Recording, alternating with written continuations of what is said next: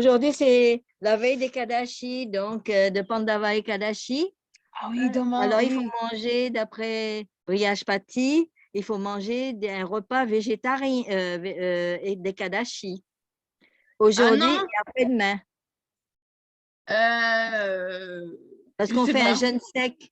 Alors, la veille d'un jeûne sec, il faut manger un repas des Kadashi et le lendemain aussi, le Ah surlendemain oui. des Kadashi En pour ta fait, c'est santé. pas obligatoire, mais c'est conseillé Ah et oui, c'est c'est mieux. conseillé. Oui, c'est mieux. Et C'est non, mieux. non, mais même, tu ne reçois pas ces mails à Brihashpati? Parce que Oui, les oui, mérites, tu n'as plus. Hein. Les mérites sont oui. moindres. Si tu as mangé la veille des céréales, tes mérites ne sont pas. Bon, nous, on fait ça pour plaire à Krishna, Ouais, mais les ouais. mérites sont moindres, sont vraiment Moi, faibles. oui, oui, oui, oui, oui. C'est C'est ça, je dirais. Ah oui, il envoie des mails Mm. assez, assez longs. Hein. D'ailleurs, j'ai envoyé dans le groupe pour informer les gens, quoi. Mais bon, maintenant, je mange toujours un repas des Kadashi Mais la en veille fait, et le c'est bien, lendemain. non, non, c'est bien que tu t'habitues comme ça. Moi, j'aimais bien m'habituer comme ça. C'est juste changer un peu d'habitude parce que Et, c'est mais juste question habitude. Et de toute façon, tu peux manger après si on ne pas ouais, quand mange tu fais un jeûne vraiment. sec, c'est ça, c'est quand tu fais un C'est jeûne la fin sec. du monde, hein. Ouais. Mais il Ouais. paraît qu'il y a aussi dans son mail, c'est Srimati Radharani avait dit aux gopis que Mhm. si tu ne peux pas faire Ekadashi sec, Mhm. eh ben, tu récites les 26 Ekadashi et Oui, tu oui, lis c'est ça. les gloires ce Si jour-là. tu, exactement, si tu fais, si tu lis 26 Kadashi, c'est mérite quand Ça tu vas remplace jeûner tout. complètement. C'est les Kadashi le plus important de l'année, Pandava Nirjal. Ouais. Ouais. Pour nous, parce que Sri Narayana Maharaj disait qu'en fait, avant, en Inde, tous les Vaishnavas faisaient nos Nirjal à chaque Ekadasi. C'est Mhm. juste que Kali Yuga progresse et beaucoup d'entre nous, on a du mal à faire cette austérité. Mhm. Mais Ekadashi, c'est comme un docteur. Vous savez, vous allez chez le docteur, alors il vous examine, il fait son diagnostic, il vous donne un médicament à prendre, hein, il vous remplit une ordonnance et il vous dit, OK, prenez ça pendant 2 semaines et revenez me voir dans 2 semaines. Et on revient 2 semaines après. Et bien, Ekadashi, ça revient toutes les 2 semaines. C'est comme un docteur transcendantal. Ah, ouais. Donc, on revient se faire examiner devant Ekadashi. Alors, pendant ces 2 semaines, vous avez bien suivi le traitement, vous avez bien chanté vos tours, bien chanté vos gayatris, vous avez travaillé sur vos anarthas, vous avez bien suivi le régime, hein, Mhm. parce que notre ordonnance, c'est de chanter au moins 16 tours par jour. Et le régime, ben, c'est prachad et s'abstenir des choses qui ne sont pas favorables à la bhakti, quoi. Mhm. Mais on va chanter d'abord un petit peu parce que on commence toujours. Ouais. Mais pour la Gayatri, j'ai une question à poser. Oui. Je peux poser la question? Pour la Gayatri, il faut le chanter 3 fois par jour, à l'aube, expressément à l'aube, et dans le zénith et au crépuscule. C'est bien ça? Mais si on le rate, Ça, c'est idéal, oui. parce que quelquefois, je n'arrive pas à me réveiller à l'aube. Eh bien, on chante, vous le chantez après, une fois que vous avez pris votre bain. Ah, d'accord. Parce que mon maître spirituel dit que après, il faut que je chante. Par exemple, au zénith, je suis obligée de chanter 2 fois parce que j'ai raté. Oui, on peut faire ça. Ou sinon, une fois que vous êtes levé, lavé, tilak, etc., à ce moment-là, vous pouvez chanter le Gayatri, même si ce n'est pas exactement à l'aube. Ah bon, d'accord. Ah ben oui, parce que c'est difficile. Hein. Oui, et si vous vous rendez compte que vous avez manqué un Ekadashi, ben vous en chantez 2 au prochain moment, quoi. Ouais. Ça peut arriver. OK. Narayana Maharaj disait même, si vous savez, par exemple, qu'à midi, au zénith, vous allez être au travail, que ça va être difficile de chanter, alors vous pouvez chanter 2 fois le matin, Mhm. en chanter 2 le matin, ou alors en chanter 2 le soir. Oui. Ou le midi, c'est bien. Oui, oui, c'est flexible. À le midi, Mhm. souvent, on a tendance à être dans la conscience de l'estomac un peu. Donc, c'est bien de le chanter quand on est on n'est pas en train de Ouais. dire, ah, j'ai faim, ok, je le chante vite, comme ça, j'ai fini. Ah bon? Hein? Ah non, moi, j'aime bien. plus. Ouais, ouais. Ouais, j'avais d'autres questions aussi sur le. Enfin, on va pas poser après. J'avais d'autres questions sur le Paramatma. Oui, ben, allez-y. Voilà, la question sur le Paramatma. Bon, ce que j'ai appris, le Paramatma, c'est l'âme suprême qui est témoin de ce qu'on fait. Hein, on a le libre arbitre, c'est le témoin. Mais alors, le Paramatma de l'animal, l'animal, il n'a pas de karma.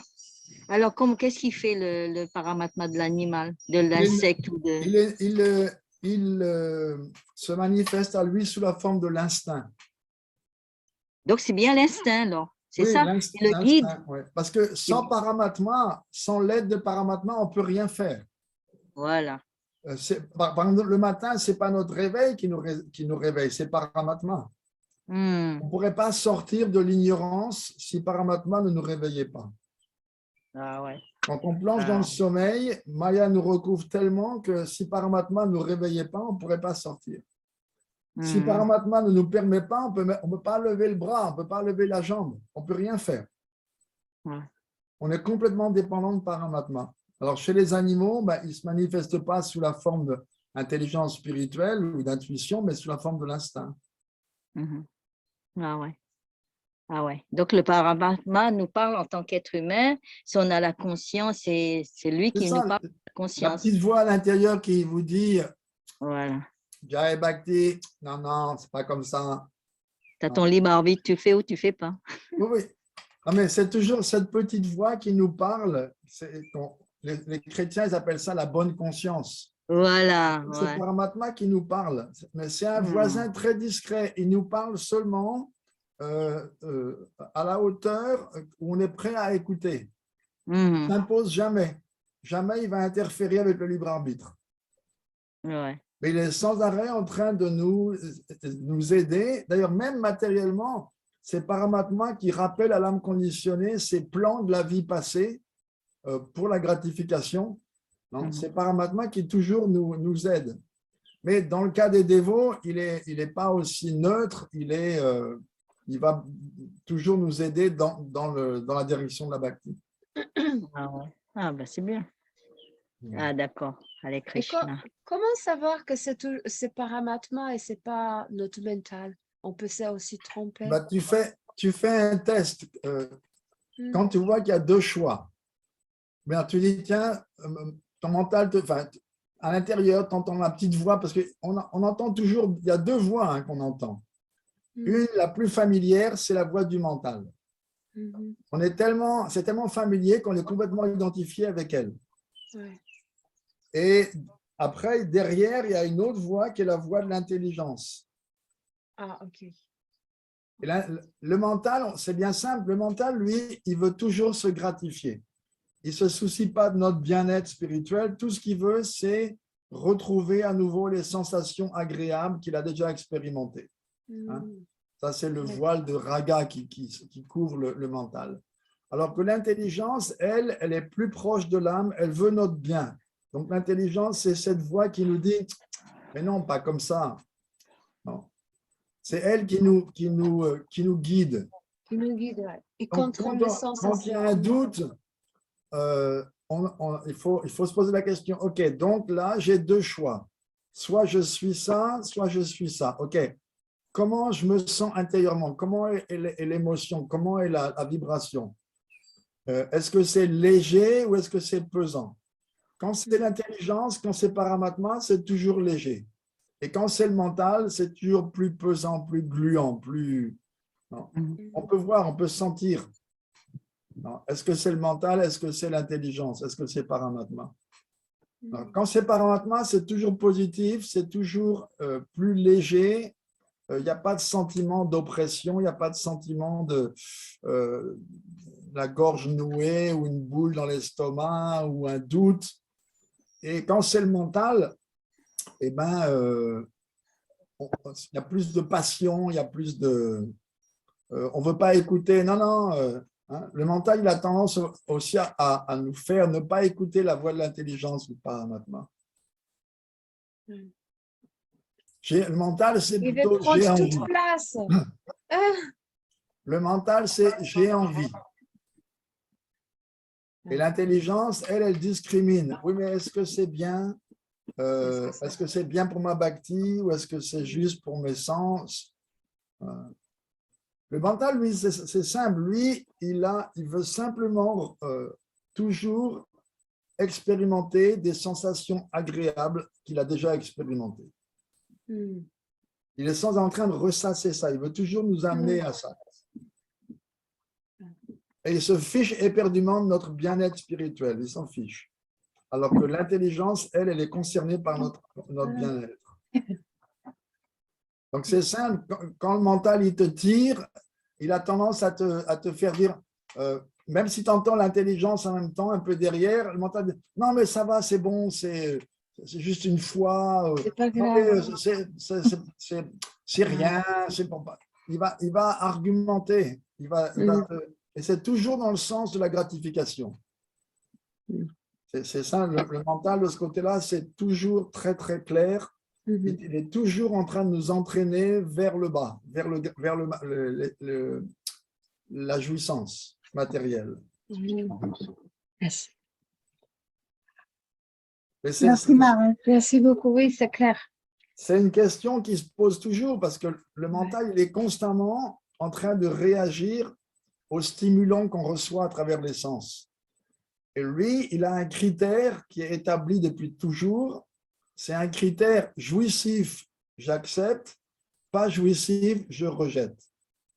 Alors que la bhakti, ça veut dire favorable à mon avancement spirituel, j'accepte, défavorable, je rejette. C'est pour ça qu'on dit que le début de la bhakti, c'est l'abandon. Et l'abandon, ça commence par ces deux choses-là, accepter le favorable, rejeter le défavorable. Et c'est pour ça que ça s'appelle aussi l'austérité, parce que le mental, il n'aime pas ça du tout. Le mental, il n'aime pas accepter le favorable et rejeter le défavorable. À la bhakti, il veut accepter le favorable à sa gratification et rejeter le défavorable à sa gratification. Bonjour Maharaj. Oui. Vous parliez du Paramatma, je viens d'arriver il n'y a pas longtemps en fait. Oui. Je voulais te demander, c'est une émanation de Vishnu, non? Ou de la forme Vishnu? Oui, le Paramatma, il est la troisième expansion de Vishnu. Il y a Mahavishnu, Garbhodakshayi Vishnu, Kshirodakshayi Vishnu. D'accord. Merci beaucoup. Dans le monde matériel. Paramatma n'existe pas dans le monde spirituel. D'accord. Et on peut avoir une dévotion pour cette forme de cette émanation, cette troisième. Bien sûr, parce qu'en fait, c'est avec lui qu'on traite le plus. Notre but ultime, c'est établir notre relation avec Krishna de Vrindavan. Mais Paramatma, c'est lui qui est en charge des âmes dans ce monde. D'accord. Par exemple, quand on chante Japa, on a beau chanter Hare Krishna, donc pour Radha Krishna, mais qui c'est qui écoute? C'est Paramatma. D'accord.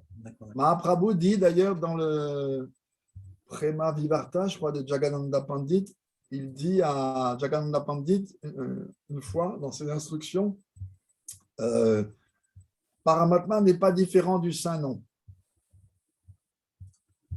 Quand on dit le Saint-Nom n'est pas différent de Krishna, ultimement, oui, pas différent de Radha Krishna, puisque Hare c'est Radha et Krishna c'est Krishna. Mais à notre niveau, tant qu'on n'est pas des purs dévots, qui c'est qui écoute à l'intérieur, c'est Paramatma et il n'est pas différent du Saint-Nom. D'accord. Oui. Et d'ailleurs, Narayana Maharaj, une fois, il y avait un dévot d'ISKCON qui avait eu 2 de ses maîtres, malheureusement tombés de leur position. Donc, un ami avait amené un Narayana Maharaj, mais bon, chat échaudé, crâne froid, comme on dit, donc il était un peu hésitant, il m'a accepté un 3e gourou. Donc, il a demandé à Narayana Maharaj, mais qu'est-ce qui se passe si finalement je vous accepte comme maître spirituel? Alors, Narayana Maharaj a répondu très gentiment, très suavement, eh bien, je vais demander gentiment à Paramatma de sortir de ton cœur et je vais inviter Radha Govinda à venir à la place. Le dévot, quand il a entendu ça, il a offert ses dandavats, il s'est abandonné tout de suite. Mais en fait, ce n'est pas exactement comme ça que ça se passe, ou du moins, ce n'est pas aussi rapide que ça. C'est quand on avance dans les adhikars, quand on est dans Madhyam Adhikar, à ce moment-là, c'est de plus en plus, c'est toujours Paramatma. Et puis quand on arrive à la pure Bhakti, alors c'est Radha Govinda. D'accord. Donc ce que Maharaj a répondu n'était pas faux, mais il n'a pas dit quand. Quand Prabhupada il nous a dit chantez 16 tours, suivez 4 principes, vous retournez à Krishna. Mais il n'a pas dit quand. Il n'a pas dit quel genre de 16 tours. Non. Ça ne peut pas être 16 tours de Namaparade. Non, c'est sûr. Ça ne peut même pas être 16 tours de Namabas. Il faut que ça soit Shuddhanam, le saint nom pur. Et Shuddhanam, ça prend du temps à le chanter, à arriver au stade de chant pur. Il faut se libérer de tous les anarthas, grossiers comme subtils, toutes les offenses. Mais il n'y a pas d'autre alternative. C'est la voie pour Kali Yuga. Il n'y a pas d'autre. On n'a pas le choix. Même si c'est lent, c'est quoi l'alternative? S'asseoir et pleurer? Oui, s'asseoir et pleurer pour Krishna, d'accord. Hein? Sinon, chaque fois que le mental vient en disant oui, mais c'est trop dur, j'y arrive pas, ok. Il faut le mettre dans un coin. Ok, mais qu'est-ce que tu proposes? C'est quoi l'alternative? Tu veux retourner te gratifier, mais on a déjà fait ça pendant tellement de vies et on n'est pas heureux. Qu'est-ce que tu veux? Tu veux suivre la voie du bouddhisme? Tu veux suivre la voie de l'impersonnalisme? Qu'est-ce que tu veux? Tu veux te retirer dans une grotte et être un yogi et comme ça, tu n'as pas besoin de t'abandonner à Krishna? Parce que finalement, le seul problème, c'est le mental qui ne veut pas s'abandonner. C'est le seul problème. Mais il déguise ça en toutes sortes de choses, toutes sortes de philosophies, toutes sortes de prétextes, toutes sortes d'excuses. Mais finalement, si on réduit tout à sa plus simple expression, le mental répugne à s'abandonner. Il ne veut pas abandonner sa position de contrôleur de notre vie. Il veut continuer à se gratifier. Et donc, il est toujours en train de freiner des 4 pieds dès qu'on veut faire du progrès spirituel. C'est pour ça que la bhakti commence avec l'abandon, Sharanagati, hein, les 6 voies de l'abandon.